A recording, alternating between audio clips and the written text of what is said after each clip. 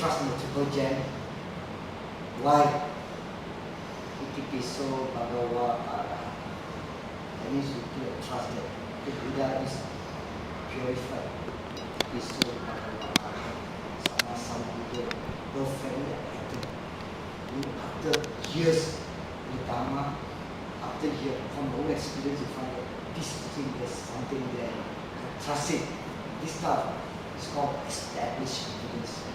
Then you meet the Dharma. Buddha taught you the 5 precepts. You stick to the 5 precepts because you will benefit from there. The Buddha teach you how to practice metta meditation through the monks. So you mix with the fellow Buddhists, you get a good teacher to teach you.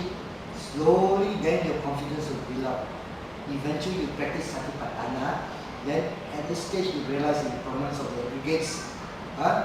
Then you know that there's something there which nobody has ever taught in this world. Only the Buddha has taught. This is what we call established. Now, established confidence, as long as you live in this life, you have it. After you're dead, next time you're reborn, you may not get it again. Because next time you'll be born into a Christian family, or you'll be born into a Hindu family or whatever. So they want susah. If you practice very hard, if it's part of your continuum mental doing, that means you practice vipassana meditation, then you realize the importance. That type of understanding will stick because that's what we call insight. That's not learned from books. Books cannot teach you. If you sit down and meditate, a time will come you see the rising and passing away of your pain, and you see your thoughts flying here and there, and you just know they disappear. That is the insight which you achieve yourself. You actually tasted the Dharma. And that established confidence, it will follow you in the next life. Okay? The third one is confidence to believe. That means there are people, once a year they come to the temple. These are the people, they have confidence of 3 gems. Because everybody says, oh, the Buddha is perfectly enlightened. So thousands of people go to the temple. So they don't have a deep conviction. But sometimes it helps them. There are many people, for example, when you didn't come to Buddha, there's one young man by the name of Mata Kundali. This one.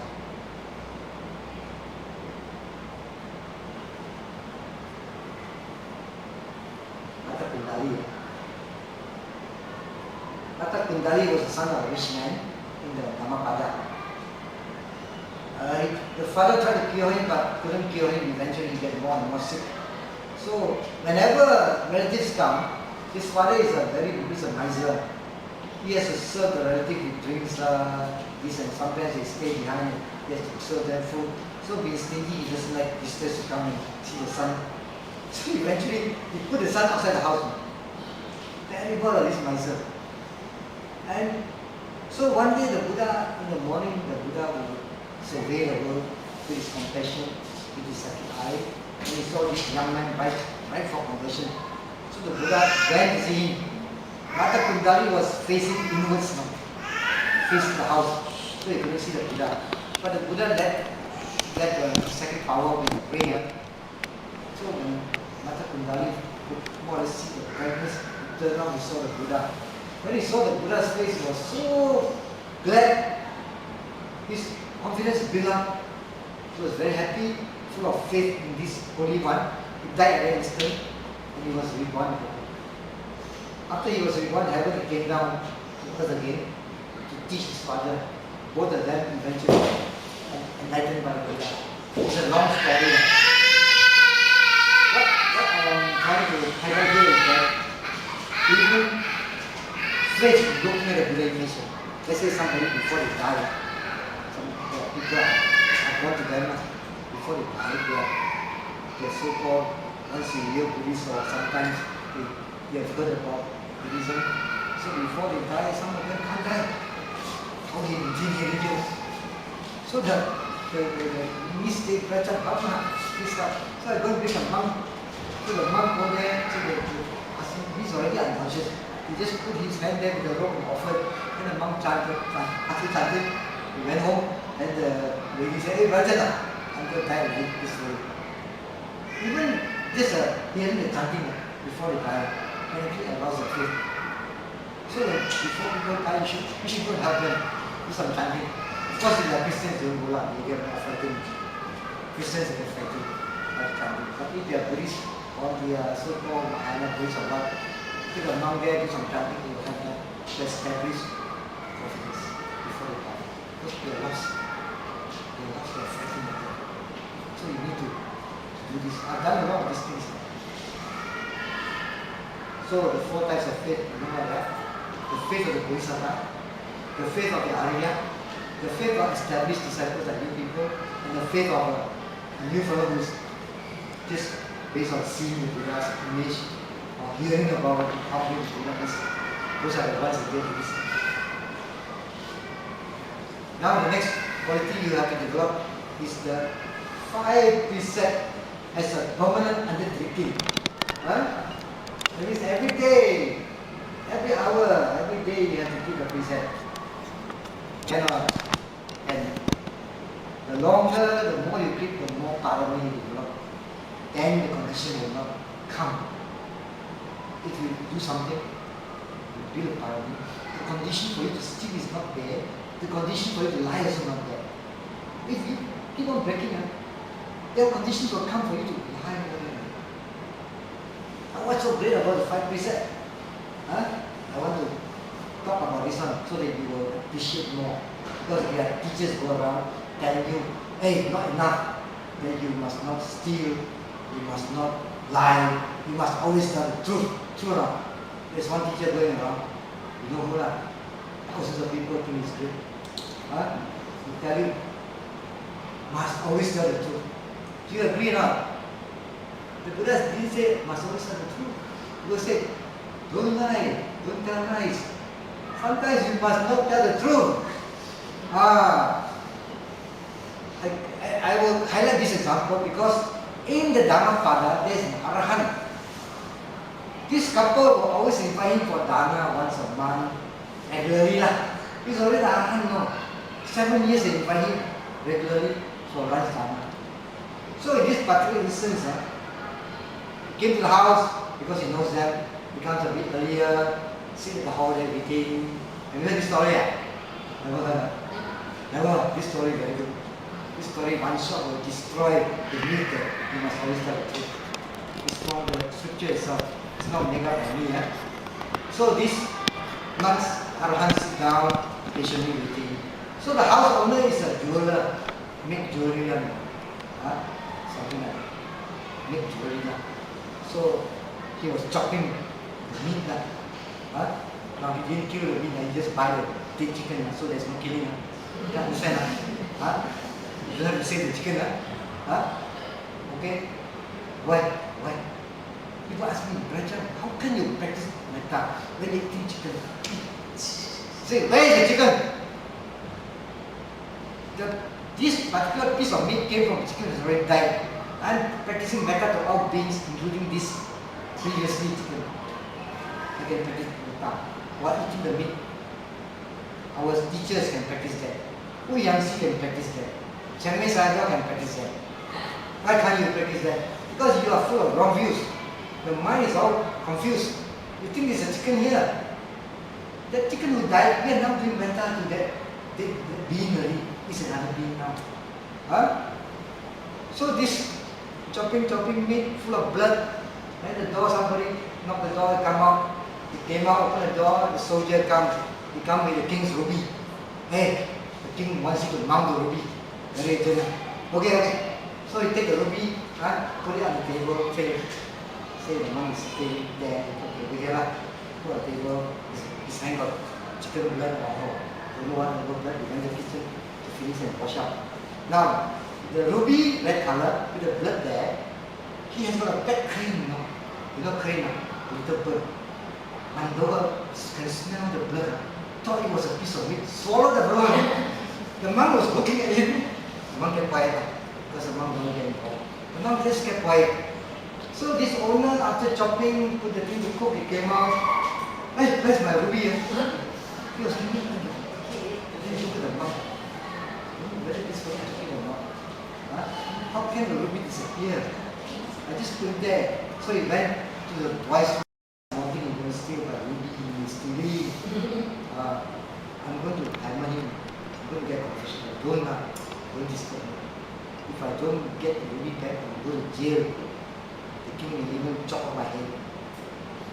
So I must get it back. So he really went to the monk and they saw my everything. Now it's a bit, what happened? The monk kept quiet. The monk kept quiet. He don't want to say anything. He don't want to say. In his mind is thinking, if I tell you that the crane saw it, you should kill the crane. I'd rather die than open my mouth and let somebody die. His mind like that, I can't know. He kept quiet, don't answer. Wow, this one got angry. Oh, more angry. I'm going to hammer you, don't tell me. The monk just keep quiet. He take a stick and beat the monk. Punch the monk, then eventually go, oh, angry, take a stick. Hammer the head, blood fell down. The crane saw the blood, smell the blood, quickly come to eat the blood now. These pet cranes, because they are basically, they eat all those live things. So this man was so angry with the monk. He saw the crane, one kick, he kicked the crane. One kick with the crane, fell and died. Helpless. So the monk just got sort of things. Layman, you kick the crane, you check whether it's dead or not. Why you worry? Next one to die will be you. Layman, please go and check the crane, see whether it's dead or not. So the layman went and checked. Yes, it's dead already. Now it's your turn, you don't tell me. So the monk said, earlier I didn't tell you because the crane swallowed the baby. If I told you earlier, you will sure cut it down and kill it. I rather die than let it cut out. Wow, this layman, he heard about it quickly, went, take the crane and cut open the stomach, found the baby. He was full of remorse, he apologized to the monk, sorry. Please not. The monk said, oh, it is just one of those, it is a rounds of samsara. Rounds of samsara means my vipaka. My vipaka to me such condition. So I haven't broken my precept. I haven't told a lie, and I haven't caused the girl to die because of me. So sometimes we better keep quiet. Don't always tell the truth. But don't lie, don't lie to cover up. So there's a lot of wisdom in the Buddha's teaching which you don't know. You read the scriptures more, then you can see the value of the 5 precepts. Don't go around saving lives, buying fish, buying chicken. You try save the chicken. One day they kill 1 million chicken, you get bankrupt. People still eat chicken. You will also eat chicken. But you are eating the meat, you are not going to kill. So there's a difference between killing and eating. The karma is not connected. Don't try to connect very. Because the moment you connect, you have what you call the concept of a being, a person, individual, which you call sakaya ditti. Connect. Don't connect. This karma cannot connect. This karma cannot connect. Because there was a case of 2 men from Somalia. During the trip to India, they were very worried because one monk said that they go and recycle ropes or whatever. So we have a meditation master Sadhu in the car. They said, go and ask the Sadhu. So they said, Sadhu said, what do you do? Oh, we stand behind the monk, so when they pass the rope to us, we just collect and pass it to their side. And then what happened? Oh, over there, the clock will sell the rope. Does a monk know? Yes, the monk agreed. The monk agreed to give them. And what is the intention? What is the intention? The intention is to help the temple. You know what the Sadhu said? Sadhu. The intention is to help the temple. There's no recycling there. Your mind is not recycling anything. The intention is helping. Where is the recycling? Other people see you recycling. That is the wrong view because they cannot understand your mind. So we don't make judgment that this fellow is doing this fellow is doing that. There was a case when some guy I know very well, he went to Burma with a group of ladies or what. So they went to the temple, so they were having fried chicken. This lady, fried chicken will give the dog to eat, no. Then those Myanmar boys, they look very poor and hungry. She feed the dog, don't bother for them. So my friend said, oh no, Chinese woman very bad. No good. So people are hungry, she feed the dog. I said, right or wrong? I said, you're right and angry. She's strong and happy. Right or not? She's wrong, but she's a wholesome mind. You're right, but a wholesome mind. I'd rather be wholesome than unwholesome. Can you see that or not? So you must understand the mind of the people before you make a judgment. Don't simply pass judgments. And don't simply go and change the Buddha's precept from 5 to 10. Many of them add another 5 to Buddha's precept until you make people don't know what to do. I must go and say pets and dogs. In the house, how do you have a dog house? Cat house. Or you go and buy the fish from the market and throw back into the pond, the big fish will one up the whole. What you going to do? Just practice your 5 precepts. When you got time to practice metta bhavana, read the suttas, help each other, be happy, then you die and go to heaven that way. So there are a lot of benefits of 5 precepts because the Buddha himself said it is better than the bodyguard. The first one is an internal protection. It protects your mind. Once your mind is protected, it's safe. And then you get a good reputation. You get a good reputation. Then you have assurance because you haven't broken the precept. Go anywhere you are believe. And the person who keeps a 5 precept because he doesn't do killing, stealing, sexual misconduct, telling lies, you will have a full respect. And when you die, there was one lady I know, blue cancer and died. I told her you recollect a 5 precept. All your life. Nowadays, before you die, have you ever told any lies? No. So your mind is very pure. Because of the 5 precept. Keep the 5 precept. Recollect them. So when you die, you're not afraid. You die with courage because of your sila. Sila is very important. And people with precept, normally the scripture says they are born full, good looking. So we get birth in the happy life. So 5 precept, respect it, they will add another 5 more, and make the life susah. Okay? Don't steal. When you give, you can afford 100, give 100. Don't go and give until you have nothing left, until it hurts. Christians like to give until it hurts one, no. Hurts means to the mind to pure. You must give until you're happy, not until you get until you feel the pinch or that, not the way. Rich people want to give more, give more. Poor people want to give more, also I accept. Rich people give $10, also I accept. Poor people give $10, I accept, because the money doesn't go to my pocket. The money goes to temple, goes to India. I have that feel like. So when you give to me, I never ask for the minimum quality. Okay, I also never limit. You don't limit top, bottom, up, you will give below, up, below. So we have finished the precept. Sila. Why is Sila important? Because Sila is part of the Noble Eightfold Path. And the right action means don't killing, stealing, sexual misconduct. And the right speech means do lying. Lying is the most important. All of them, lying is the most dangerous. Because it's easy to lie, to save yourself. Because lying is a cunning mind, represents a crooked mind. So sometimes slander, the angry, the mind is not so cunning. Lying minds are cunning minds. Right livelihood means you don't go and trade in weapons, living beings, intoxicants, and poisons.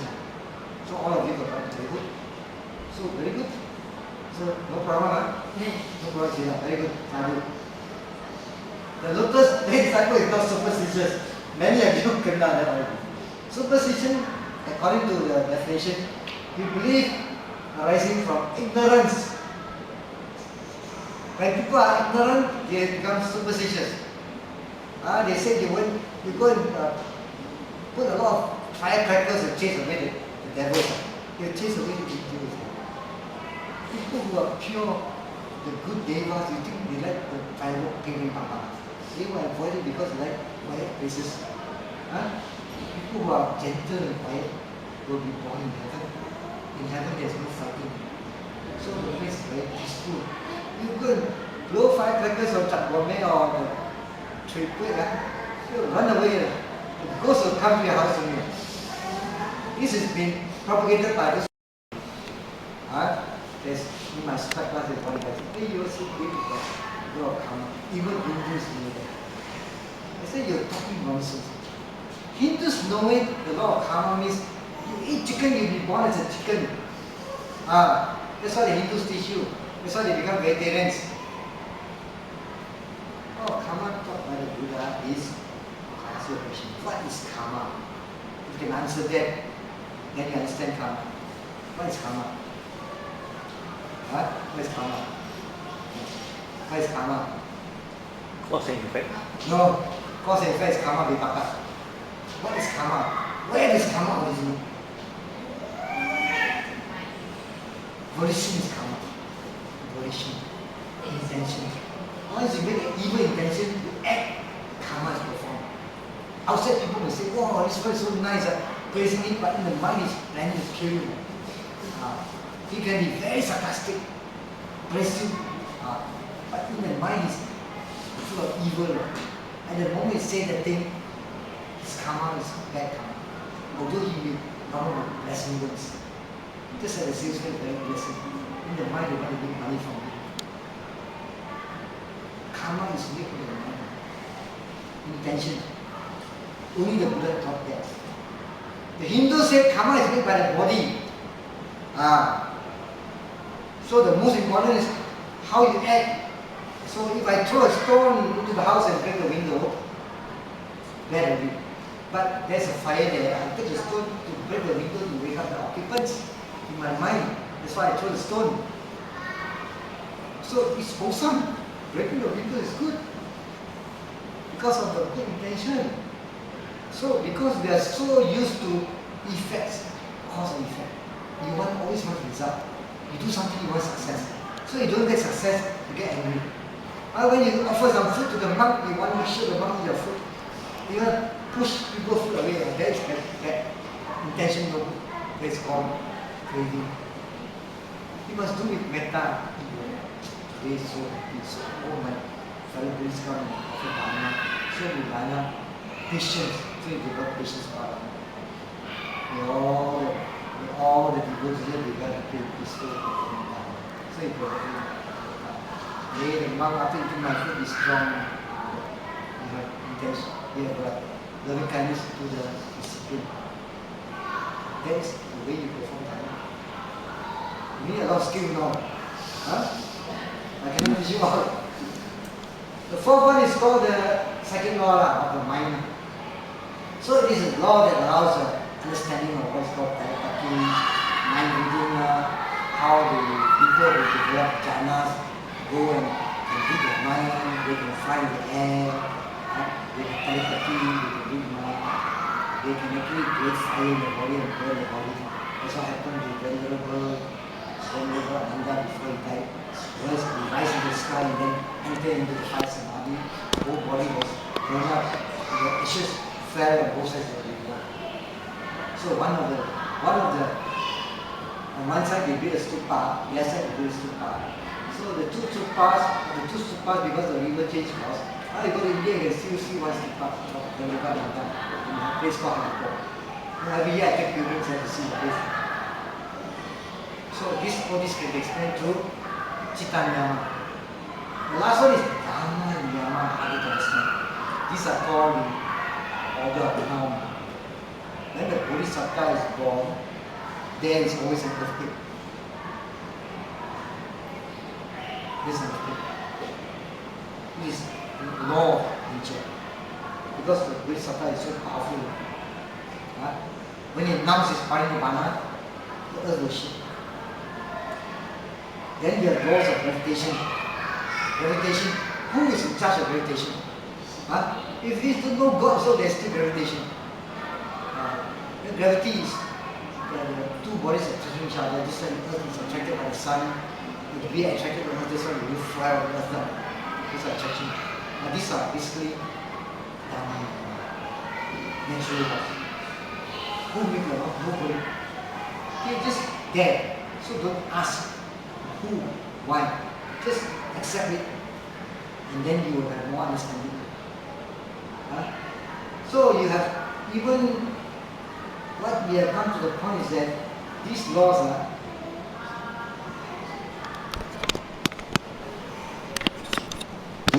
have no enforcer.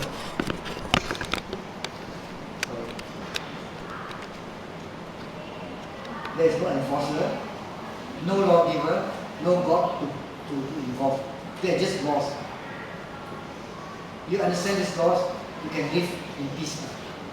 Don't try to go against the law. If someone falls off this, you throw something from the 5th story, the law of gravity will cause you to fall and die. You throw an innocent baby, the baby also die. You throw a thief, also thief will die. You throw a son, you also die. This is the law of gravitation. You have to accept it. So by understanding it, you can live in peace. So there is no enforcer, no creator. So even today the scientists say there is no creator of the universe. Because Stephen Hawking, you know Stephen Hawking, the cripple scientist, he made a claim that there is such a law of gravity, the universe can create itself by itself from nothing. So he's acclaimed by the world as a great scientist. Actually, to me, he's just copying from the Buddha, you know. Because the Buddha said that whatever arises from a cause. There's a cause and effect. So the universe, when it recreates itself, is from a cause. Just like the present universe, a time will come when the thermonuclear explosion in the sun runs off and the sun will collapse. The sun will collapse and form a black hole.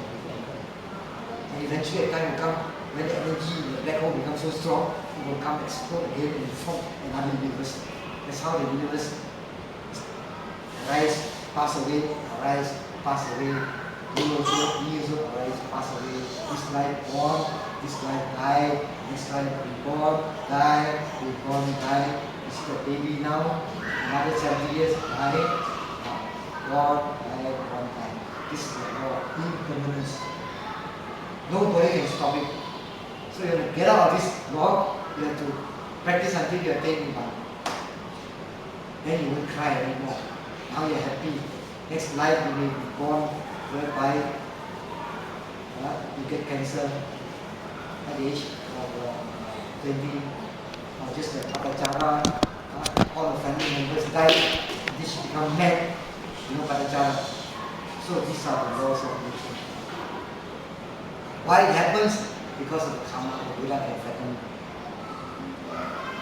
So the superstition becomes the part that the Buddha said, don't be superstitious. Why are you superstitious? Because you don't understand karma, you don't believe in karma, or you don't understand karma. If you understand karma, you won't be superstitious. You are not afraid.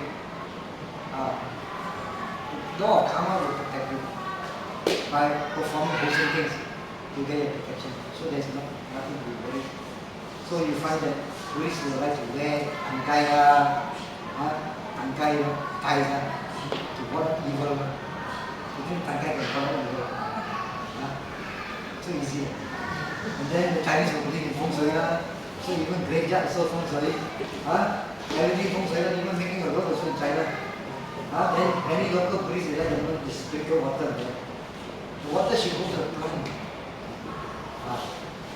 You know what? You go to Semang Jaya, after they have done the puja, they take the water, like Bishan, transfer merit. This is from the Sutta, correct? No, it's correct. Just like water flows from a higher level to a lower level, the merits which we perform in this world will flow to the Beta world.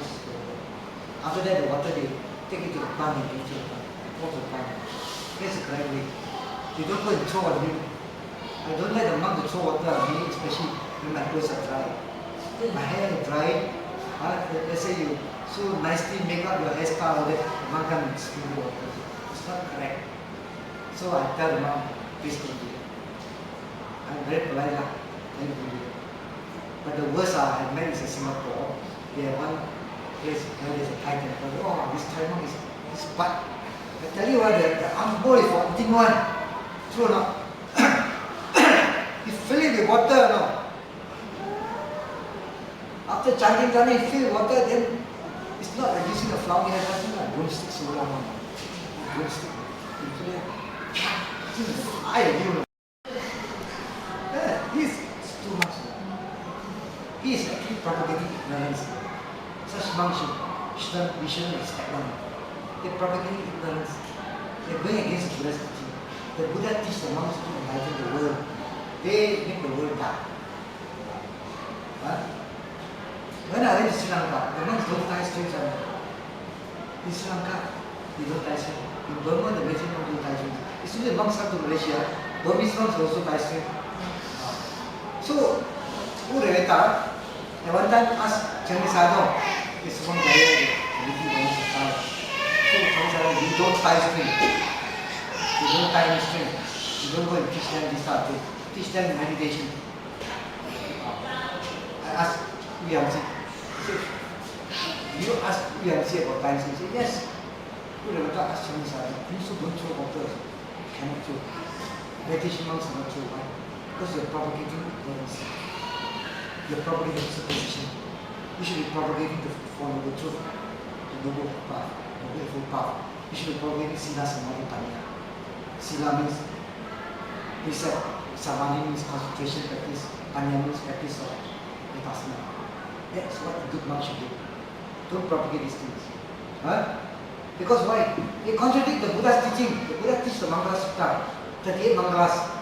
You go and check the Mangala Sutta, you find if there's anything about yellow thread or water, there's a Mangala, I will resign from Bhagavad Gita. There's nothing in the Mangala Sutta that says that the monk, you can get blessing by the people throwing water at you or tying string at you. The 38 Mangalas are very clear, this is what the Buddha taught. Follow the Buddha's teaching. I hope I come once a week enough with you. So in the Sutta, the Buddha says, all living beings are owners of their karma. That means what you perform is yours. You inherit what you perform. So if you are a millionaire, you have a lot of money.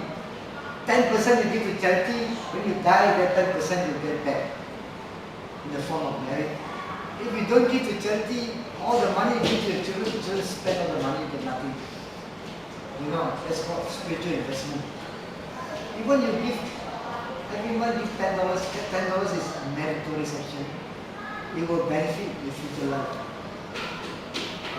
Because you inherit that karma. Your children will inherit your bank money, inherit the house. Because you can't do the house already. Then you are born with karma. So people with bad karma, before they die, that is called the karma baba. Karma baba. That karma will cause the next rebirth. Karma baba. Very dangerous that one. Very dangerous one. Because there are a lot of views. Before they die, the wrong views come to suicide. There's a time you need a lot of help from your Buddhist friends. Chanting all those things. Related to your karma. Now you have wife, children, all that. Next life you won't be your relative. The karma will still be your relative. True or not? And then karma atisarana, most important. Also the Buddha said, take the 3 refuges. The Buddha also said the 4 refuge is very important. 4 refuge means karma is your refuge. Good karma, not bad karma. Bad karma cannot be a refuge. Good karma, that means you do a lot of wholesome things, you save a lot. Save a lot of people giving medicine, do dana, all that. This one, when you have a problem, they can be a refuge. Especially when you perform timely dana. Timely, when you help people in a timely manner. There's no point going to chant to people after they're dead. Before they die, you don't chant to them. Okay? So you give you more close to the community. No point. After chanting, you just show the people, show the relatives. Before they die, you must go. Okay? So superstition is wrong view. Understanding of karma is right view. So you have confidence. Now you have confidence again. Then you develop right view of karma. Lastly, you need a good friend. Now the good friend is in the last part. Remember, I go back to the first one. He sits within the sangha for a big, worthy person. 5. Now we are number 5 already.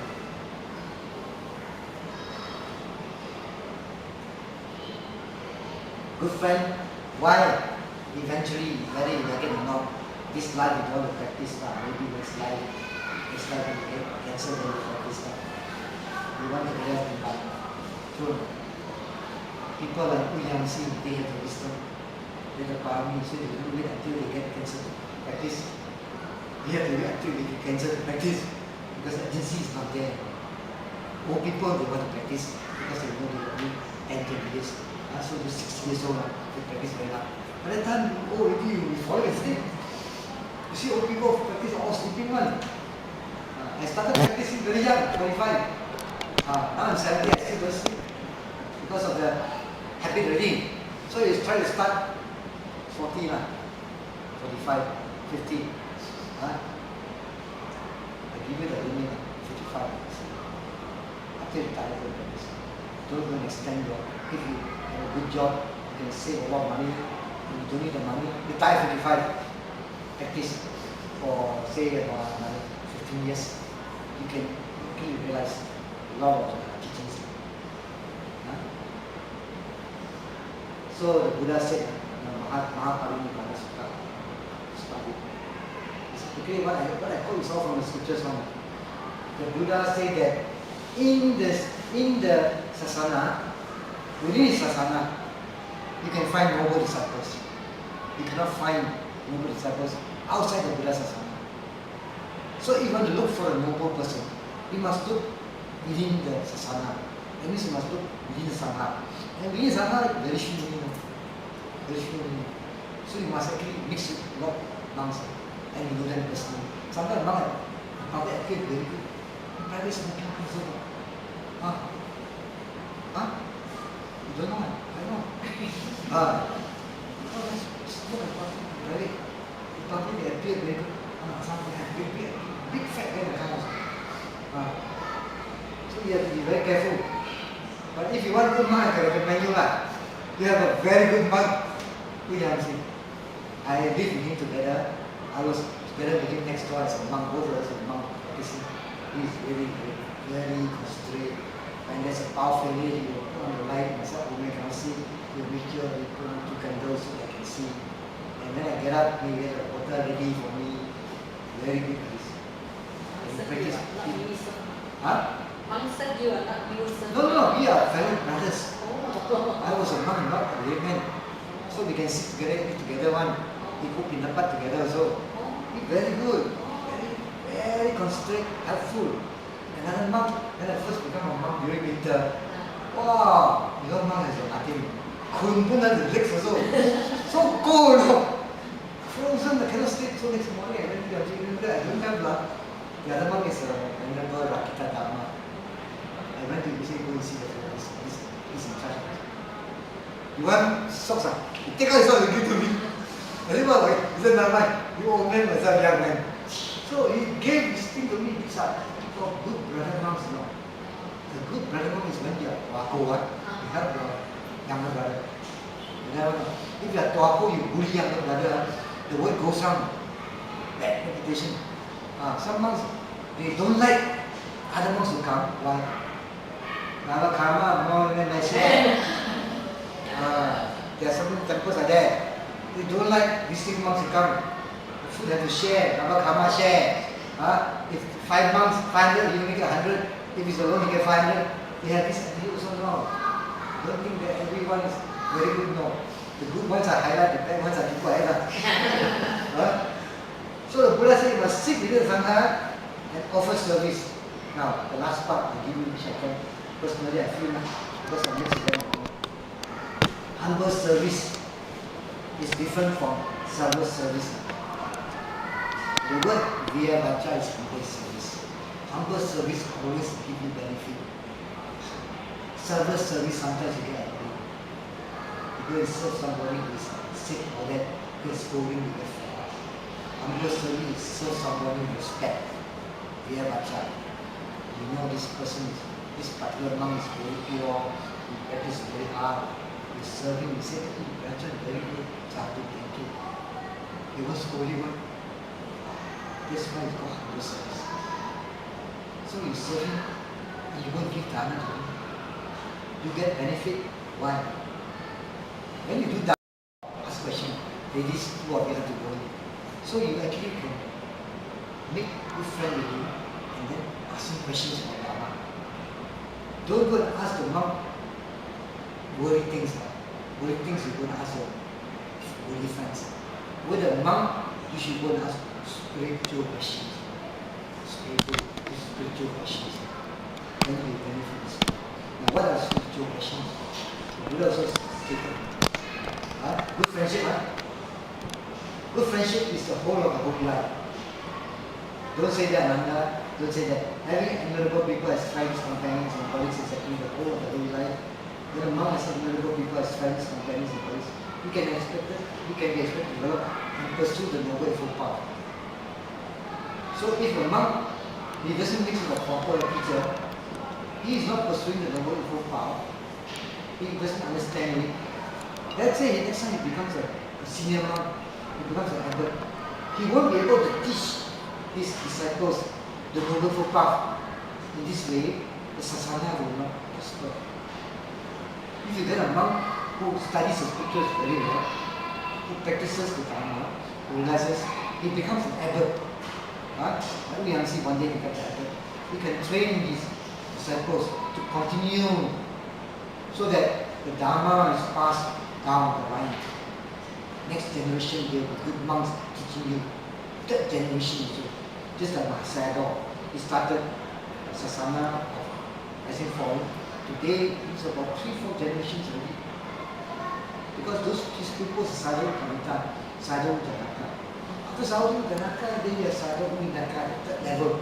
Sadhu Nidaka is teaching other monks in Chanmena, his monastery, training them in Sila, training them in practice of Metta, training them in fasting. So in this way, our Buddha Sasana can be perpetuated.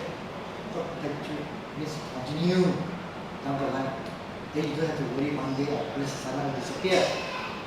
How we support is more important. So the Buddha also said that there are two types of ordinary persons. Blind and whirling, and the wise and virtuous whirling. Are you a blind whirling? So what is a blind whirling? This is a blind whirling. A blind whirling is someone who has no scriptural learning. If you have no scriptural learning, any monk teach you anything, you believe. Monks will come and tell you, you believe. You must always tell the truth, you believe. Oh, holy day. One fellow came to me, oh, this monk great.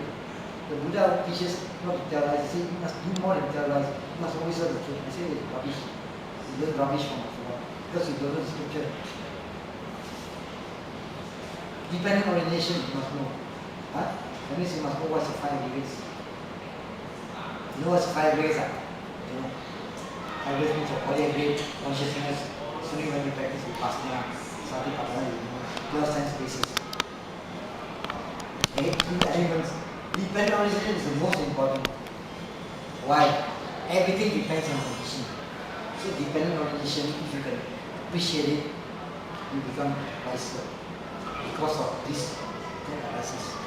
Because of invitation from Christine, from any God, they come here.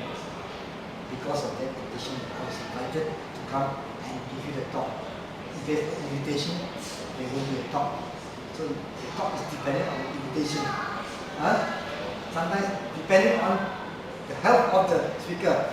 If you invited him on that day, he fell sick, also cannot.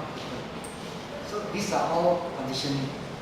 So one of the norms of the Dharma is that if you do a lot of Dharma, you will build up the Dharma partner. Very easy for you to do Dharma. There are some people telling me, I want to do Dharma to this monk. I go there, he's not there. Oh, this monk, I want to do Dharma, he's dead already. Say you don't have paramita also. So just not enough paramita. But you have paramita to give money to those crooked monks. So this dependent orientation, the moment you go into dependent orientation, there's no I anymore. I disappear because everything depends on condition. Now you talk so big. What happens if you get cancer? Then your mind will change again. You say you are very devout Buddhist, then you get cancer already. If you come, hey, Jesus Christ, and say, then they become Christian, depending on their condition. True or not? Many cases before they die, they become Christian. Get you, the Christian, come to the house, and the converter kicks him and Bihun were there. Stop them. I also there. Yes, we chase them away, because among the, what do you call this, hospice, there are certain Christians, they tell the other, hey, this place not time. The police time, no chance. So 3 will come. Now we have hospice. So allow them in. They will come and massage, as though they are doing very well. The moment you turn your head, they will talk about it. Instead of saying, TP store will be our Father, until Gabriel was so scared. Really, after that, she was so scared. So we have to time for her 1 hour to come on me. Myself, Jason, they go 3 hours. Yeah, I saw it. So depending on condition, if the 2 sisters are not strong very strong, she don't taste a bit. She will be don't taste a bit. Okay, I try to finish it quickly. So we want to be wise and virtuous. We must learn the 5 brigades. The 5 brigades, not every teacher will teach you. Not every monk can understand 5 brigades. Certain monks who are well practiced, like Uyanamsi, he can teach you. But when he teach you, you may fall asleep. So depending on condition, depending on mind, you may not appreciate it. Depending on who you mix with. So if you mix with different categories of people who are not interested, you will not be interested. Then you will learn this thing. So the learning process depends on your friends also. So as a teacher and as a meditator, every year people come, I will take them to Burma to do meditation. I've been meditating for many years, so I can't take people and take you along and help them. So last part of the highlight. Only in the Buddha Sasana, this last paragraph, to learn this you can only learn in Buddha Sasana. You get the opportunity to learn and practice these different teachings. So when you get a chance to meet and serve a learned and well-practiced teacher, you should try to inquire these subjects. But still, if he's a meditation teacher, learn from under his guidance. Then you develop inside knowledge of your body. You have to sacrifice your time.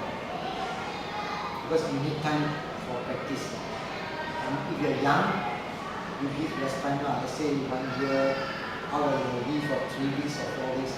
Take 2 weeks off for practice. And when you retire, some time like me. Because I started 45 that time, I give about 20 days now. Oh, so urgent.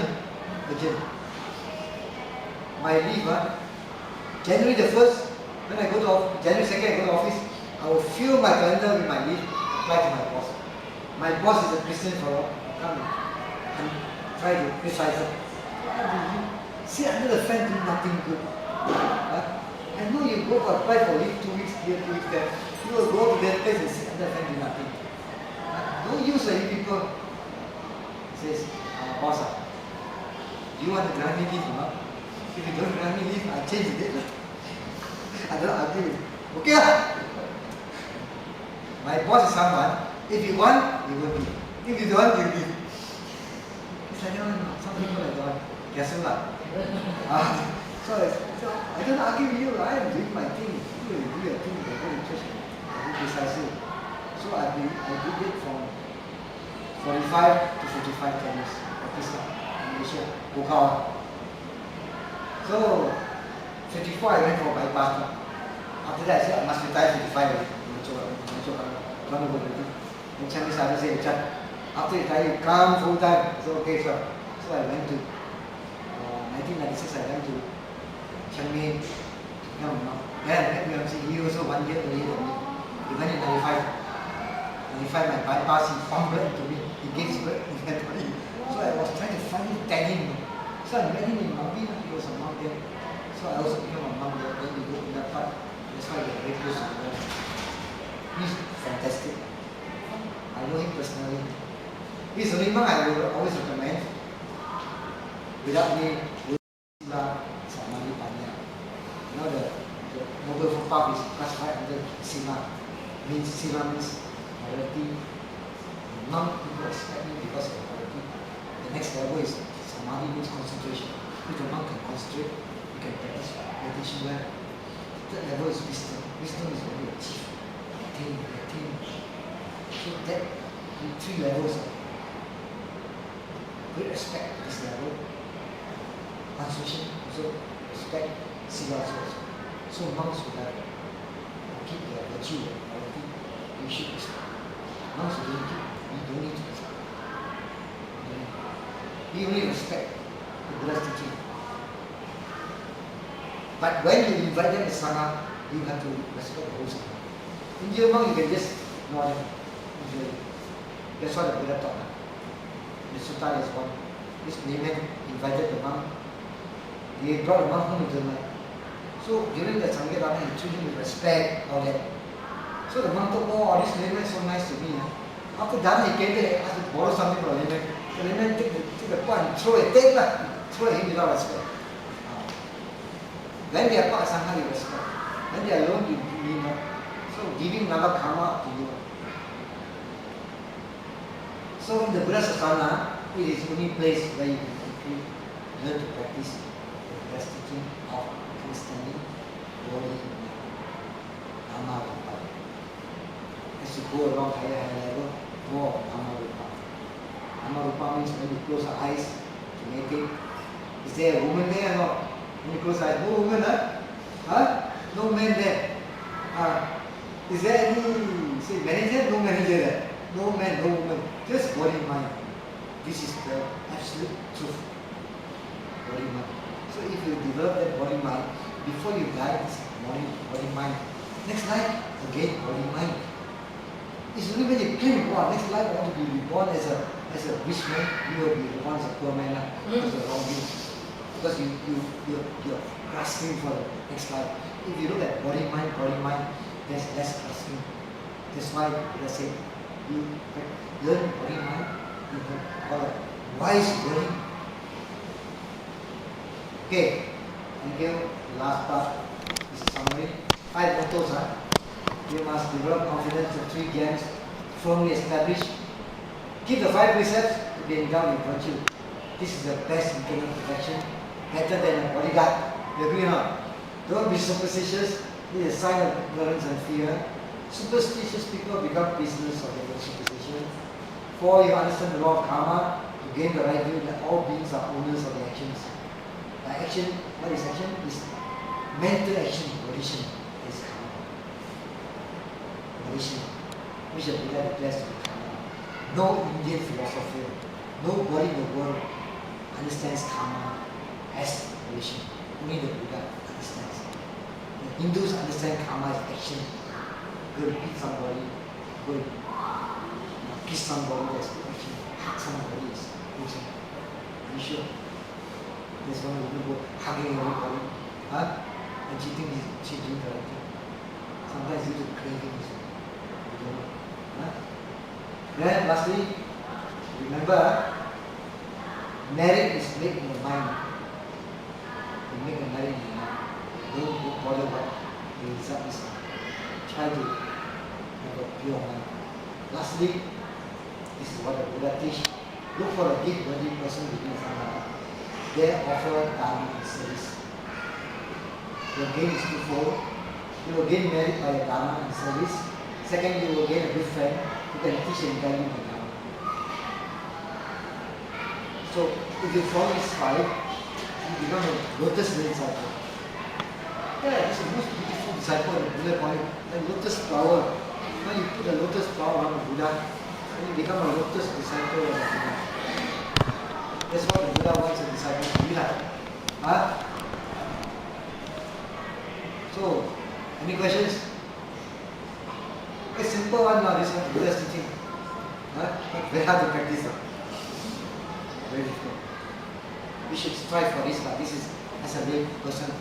Then when you go to the last part, you will develop insight, then you progress more. You need to put input. Input doesn't mean money, input means mental energy. Very important.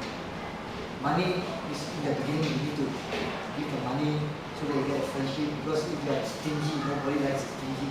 It's a fact. you are stingy, you cannot make friends one. Any questions? So you all understand, huh? Okay, I come once again now. Once again, I teach you something.